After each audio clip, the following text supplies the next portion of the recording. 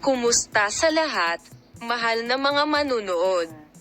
Pila para sa Us Gay Girl at Ken Yaman sa Aries.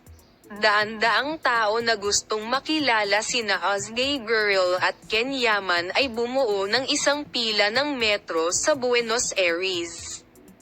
Naakit sina Us Gay Girl at Ken Yaman upang makilala ang kanilang mga tagahanga noong ika-16 ng Hunyo taong 2024. Nakipagkita sina Us Gay Girl at Ken Yaman sa daan-daang nagpapasalamat nilang mga tagahanga sa Buenos Aires ngayon.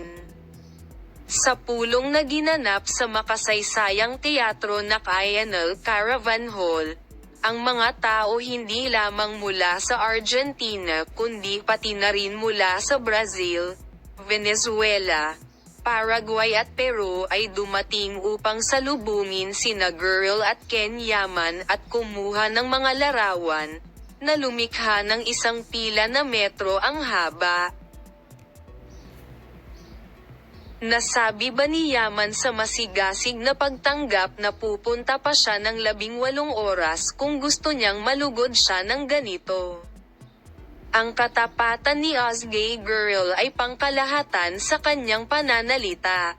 Ipinaliwanag niya ang dahilan ng tagumpay ng Turkish TV series sa ibang bansa sa pagsasabing, "Emotions in our series, true love, emotions make our series global."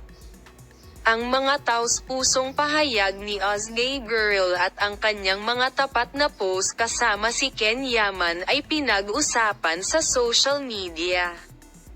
Maaari bang ibahagi ni Yaman ang kanyang pagmamahal kay Us Gay Girl Ilay sa kanyang mga tagahanga? Ang mga mapagmahal na larawan at magkakasuwato na post ng mag-asawa ay inihayag sa harap ng kanilang mga mata. Ang sikat na mag-asawa ay hindi nanatili sa kanilang mga pista opisyal. Niyanig din ng holiday post ni na Us Gay Girl at Ken Yaman ang agenda ng social media. Salamat sa lahat ng nanunood ng aking video.